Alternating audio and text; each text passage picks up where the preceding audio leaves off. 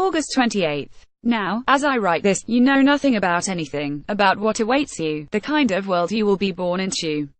And I know nothing about you. I have seen an ultrasound image and have laid my hand on the belly in which you are lying, that is all.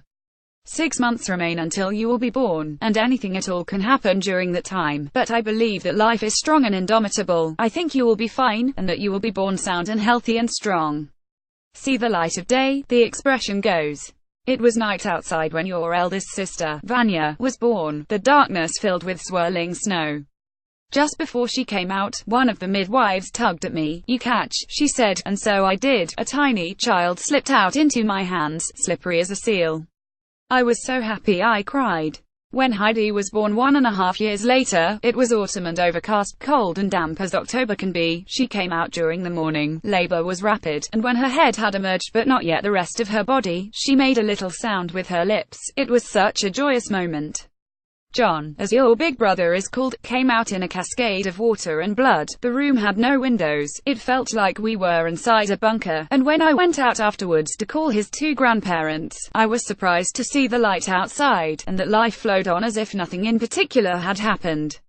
It was the 15th of August 2007, it may have been 5 or 6 o'clock in the afternoon, in Malmö, where we had moved the previous summer. Later that evening we drove to a patient hotel, and the day after I went to pick up your sisters, who amused themselves greatly by placing a green rubber lizard on top of John's head. They were 3.5 and nearly 2 years old at the time. I took photos. One day I'll show them to you. That's how they saw the light of day. Now they are big, now they are used to the world, and the strange thing is that they are so unalike. Each of them has a personality entirely their own, and they always did, right from the start. I assume that's how it will be with you too, that you already are the person you will become. 3 siblings, a mother and a father, that's us. That's your family. I mention it first because it's what matters most. Good or bad, warm or cold, strict or indulgent, it doesn't matter. This is the most important thing. These are the relationships through which you will come to view your world, and which will shape your understanding of almost everything, directly or indirectly, both in the form of resistance and of support. Just now, these past few days, we are fine. While the children were at school today, your mother and I went to Limim, and at a cafe there, in the late summer heat. Today was absolutely marvelous. Sun, blue sky, with the faintest hint of autumn in the air, and every color seemed deep but also bright. We discussed what we are going to call you. I had suggested Anne, if you turn out to be a girl, and now Linda said she really liked the name. There is something light and sunny about it, and that is a quality we want to be associated with you. If you are a boy, your name, we suggested, will be Eric. Then your name will have the same sound in it as the names of all your 3 siblings. Why? For if you say them out loud, they all have it. Vanya, Vanya, Heidi, Heidi, John, Jon. They are asleep now, all 4 of them. I am sitting in my study, which is actually a little house with 2 rooms and a loft, looking out across the lawn towards the house where they are lying, the dark window panes that would be invisible if not for the street lamps across the road and the light they cast, which fills the kitchen with a faint ghostly glow. The house is really 3 cottages in a row, converted into one. On the other side, behind the house in which I am sitting, there is a large farm building made of red brick. It is beautiful to look at, towering up amid the green foliage. Red and green, they mean nothing to you, but to me those 2 colors contain so much. Something within them exerts a powerful pull, and I think this is one of the reasons why I have become a writer, for I feel that pull so strongly, and I know that it's important, but I lack the words to express it, and therefore I don't know what it is. I have tried, and I have capitulated. My capitulation is the books I have published. You can read them someday, and maybe you will understand what I mean. The blood flowing through the veins, the grass growing in the soil, the trees, oh the trees swaying in the wind. These astounding things, which you will soon encounter and see for yourself, are so easy to lose sight of, and there are almost as many ways of doing that as there are people. That is why I am writing this book for you. I want to show you the world, as it is, all around us, all the time. Only by doing so will I myself be able to glimpse it. What makes life worth living? No child asks itself that question. To children life is self-evident. Life goes without saying. Whether it is good or bad makes no difference. This is because children don't see the world, don't observe the world, don't contemplate the world, but are so deeply immersed in the world that they don't distinguish between it and their own selves. Not until that happens, until a distance appears between what they are and what the world is, does the question arise, what makes life worth living? Is it the feeling of pressing down the door handle and pushing the door open, feeling it swing inward or outward on its hinges, always easily and willingly, and entering a new room? Yes, the door opens, like a wing, and that alone makes life worth living. To someone who has lived for many years, the door is obvious. The house is obvious, the garden is obvious, the sky and the sea are obvious, even the moon, suspended in the night sky and shining brightly above the rooftops, is obvious. The world expresses its being, but we are not listening, and since we are no longer immersed in it, experiencing it as a part of ourselves, it is as if it escapes us. We open the door, but it doesn't mean anything, it's nothing, just something we do to get from one room to another. I want to show you our world as it is now: the door, the floor, the water tap, and the sink, the garden and chair close to the wall beneath the kitchen window, the sun, the water, the trees.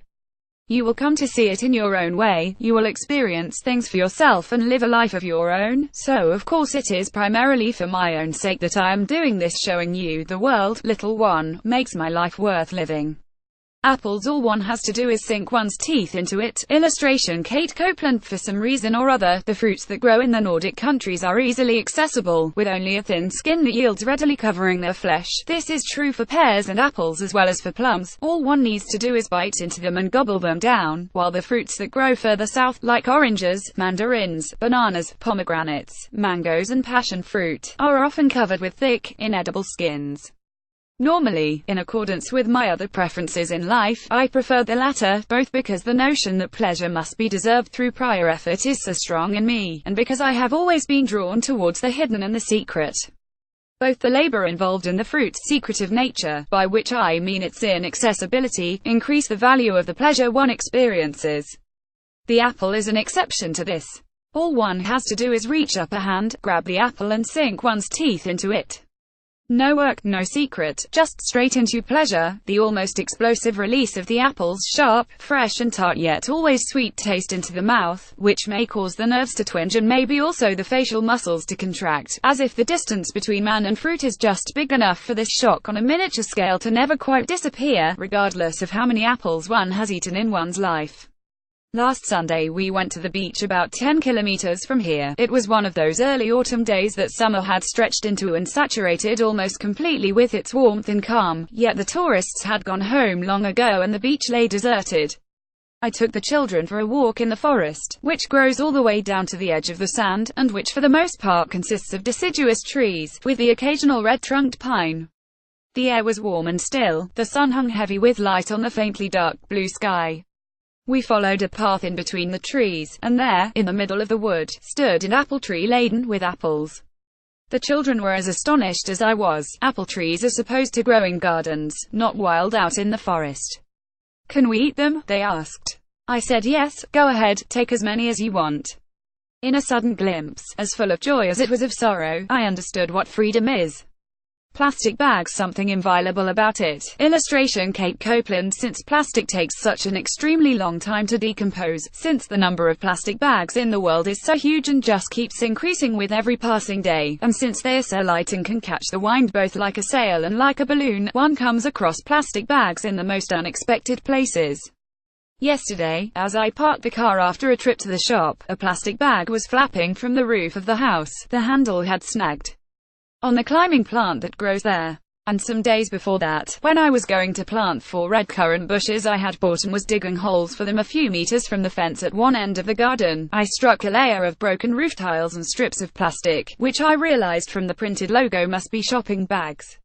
How they had ended up there I don't know, but there was something disturbing about the sight of them, for the thin plastic, so white and smooth against the black and crumbling mold, was so obviously a foreign substance. That property soil has of transforming everything that ends up in it into itself does not apply to plastic, which is made in such a way that it repels everything. The soil slides over the surface of the plastic, finding no hold, no place to penetrate, and the same goes for water.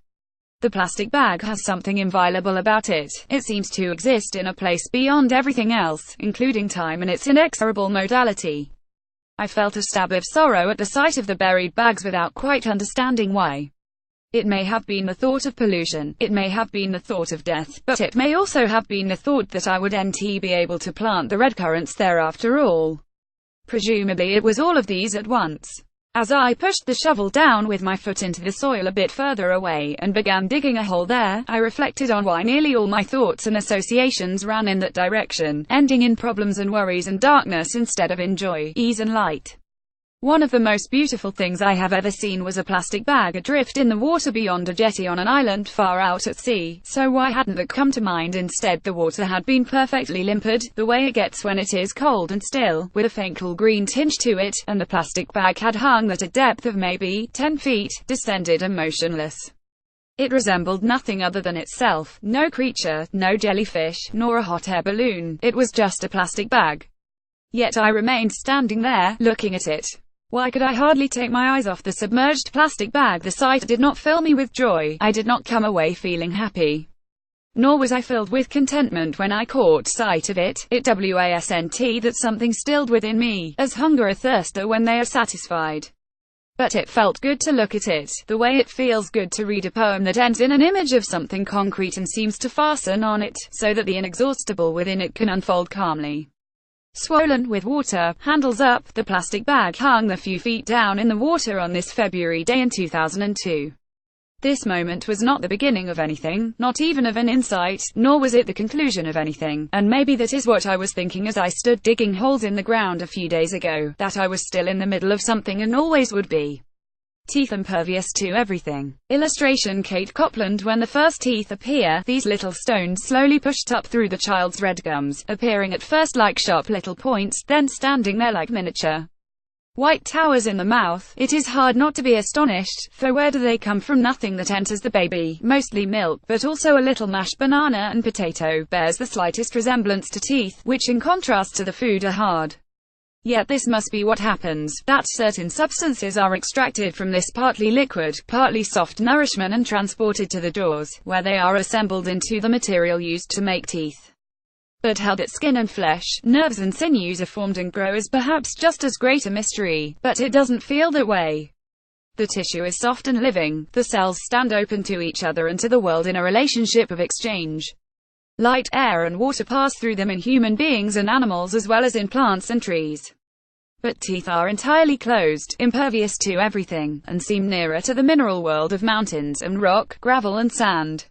So what really is the difference between rocks formed by hardening lava and then eroded by wind and weather over millions of years, or formed by infinitely slow processes of sedimentation, where something originally soft is compressed until it becomes hard as diamond, and these little enameled stones, which at this very moment are pushing up through the jaws of my children as they lie asleep in the dark of their rooms, to the oldest two, growing and losing teeth has become routine. But the youngest one still finds it a source of great excitement. Losing your first tooth is an event, also your second and perhaps even your third, but then inflation sets in, and the teeth seem to just drop out, loosening in the evening in bed, so that next morning I have to ask why there are bloodstains on the pillow, or in the afternoon in the living room while eating an apple, and it's no longer a big deal. "Here, Daddy," one of them might say, handing me the tooth, which I close my hand around and carry into the kitchen. What am I supposed to do with it? I stand in front of the kitchen counter. The muted light of the autumn sky beyond the windows shines faintly on the tap and sink in front of me. The little tooth, sharply white, dark red with blood at the root, is thrown into almost obscenely sharp relief against my pinkish palm. It feels wrong to throw it away. The tooth is a part of her. And yet I can't keep it, for what are we going to do with it? Put it in a box full of tiny rattling teeth to take out when we are old and reminisce about who they were then? Teeth don't age in the same way as the rest of the body, they are impervious even to time. In this tooth she will stay 10 years old forever. I open the cupboard under the sink and drop the tooth into the waste bin, where it lands on top of a damp coffee filter, turned grey by the black coffee grounds still inside it. I take a crumpled muesli bag and place it on top, so that the tooth is no longer visible. Piss. Not once has it felt alien to me. Illustration Kate Copland. Of all the things we do, pissing is one of the most routine. At the time of writing this I have been alive for roughly 16,500 days. If we assume that I have pissed, on average 5 times on each of these days, the total number of times that I have pissed comes to about 75,000. Not once have I wondered at the phenomenon, not once has it felt alien to me, as one may feel about other bodily functions and phenomena, for example, one's heartbeat or thought impulses, even though for the body pissing is a singular act, since it connects it to the outside world, which through pissing becomes something that flows through us. No, I just position myself in front of the toilet bowl and piss down into the water, which slowly changes both color and consistency from being clear and transparent. It turns faintly yellowish-green or a dark brown yellow, depending on how concentrated the piss is, and becomes full of little bubbles. But no matter how routinely we piss, and how easy it is, even pissing must be learned. The last time I peed myself was surprisingly late, which is why I still remember it in detail. I was 15 years old and in the 9th grade. We were on a school ski trip in the mountains doing the elective class in outdoor life. It was late winter, February, March, and when we got to the cabin that night a competition sprang up who could eat the most tins of pineapple. I won, but winning had a price. I was so stuffed with pineapple and pineapple juice that I could hardly walk, and I still have a problem with both the taste and the smell of it. Eventually we lay down to sleep, 12 young boys and girls in their sleeping bags on the floor in the open loft. I woke up in the middle of the night because I had peed myself. My underpants and long johns were soaked through. I was terrified when I realized what had happened. If this were to come out, no greater catastrophe could be imagined. I was 15, in love with one of the girls there, and I had peed myself. Gingerly, I extracted myself from the sleeping bag, also wet, and on my knees I opened my backpack and took out a new pair of underpants and a towel. The light of the full moon seeped in through the window.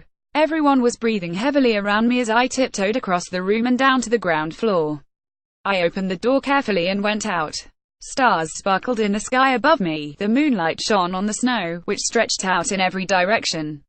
I walked to the end of the cabin, undressed, dried my wet thighs and crotch with a towel, put on the fresh pair of underpants and rubbed the damp bundle of piss-drenched underwear in the snow over and over again, found a plastic bag in the kitchen, put the clothes in it, climbed back up and lay down again, after first placing my last towel over the frisbee-sized stain inside the sleeping bag. When I realized that no one had seen me and that no one would ever find out what had happened, the shock and shame disappeared and were replaced by a powerful but peculiar feeling of joy, for once the shame was gone. I could indulge in the vague yet distinct sensation I had had in my sleep. Oh God, how delicious it is to pee yourself. Loneliness. It's good to be alone. Illustration Kate Copeland. It's good to be alone. It's good to shut the door behind one and not be with other people for a while. It hasn't always been like this. In childhood, being alone was a defect or a failing, often painful. If you were alone, it was because no one wanted to be with you or because there was no one to be with. The absence of others was unequivocally negative. Several people together was good, alone was bad, that was the rule. And yet I never asked myself how this applied to my father, who spent so much time alone.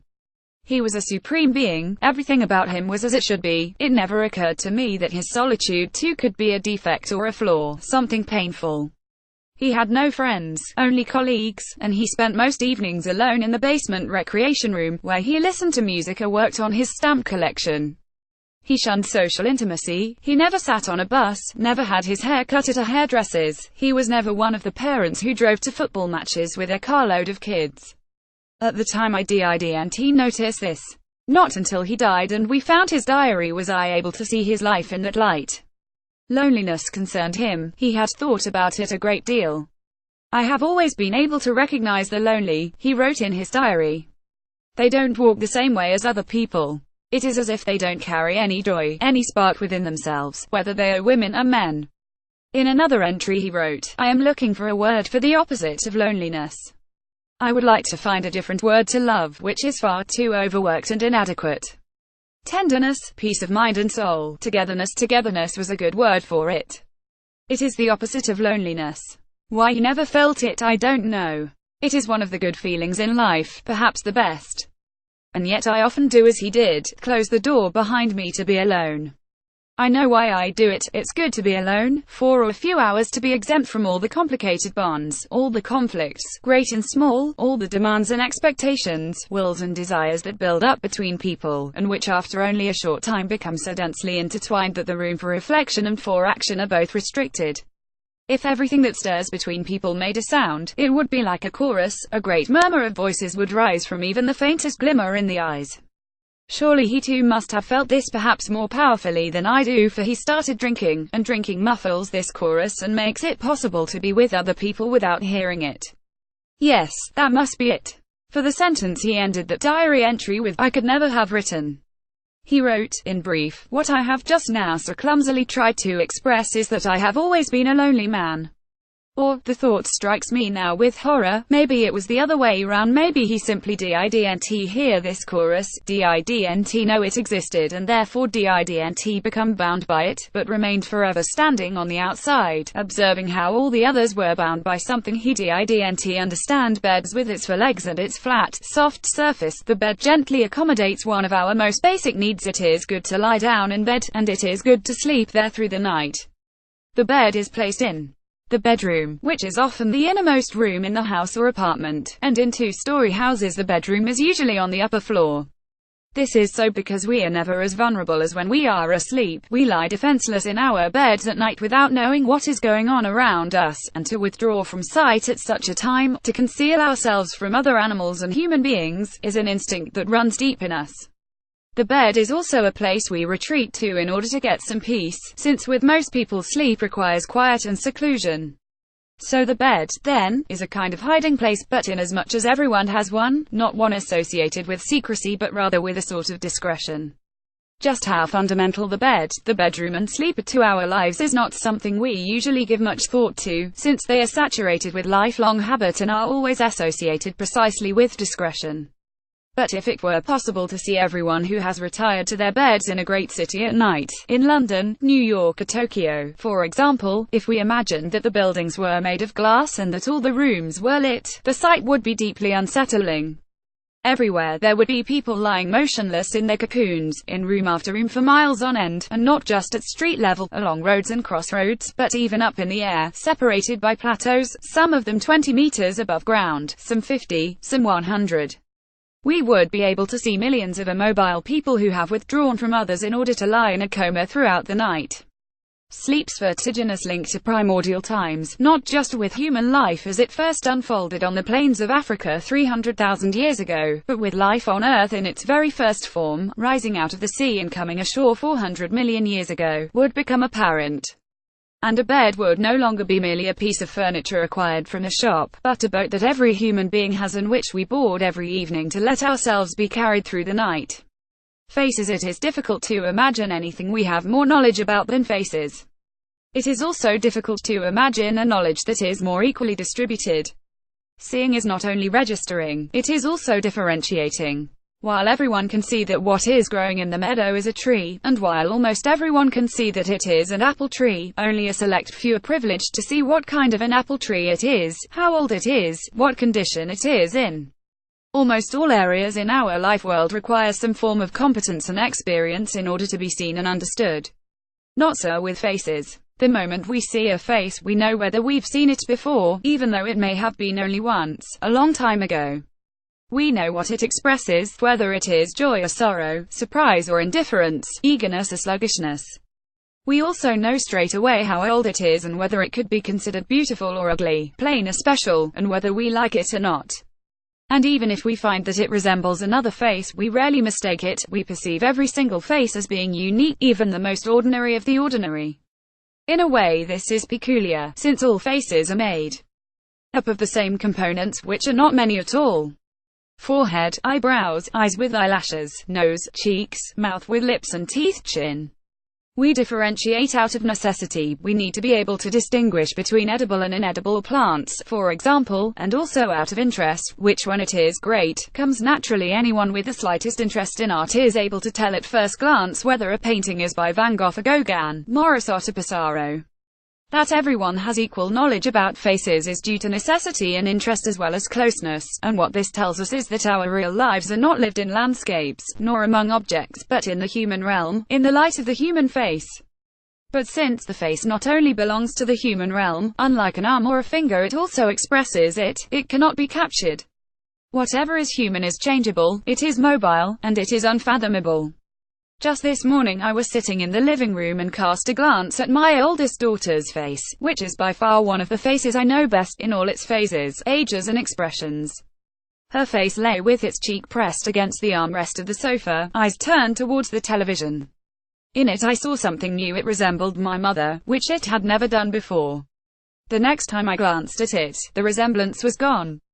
As for me, these days I look almost exactly like my father. Autumn by Karl over Knausgaard. Karl Havelsecker, £16.99 is picked as one to watch at the Guardian bookshop this month.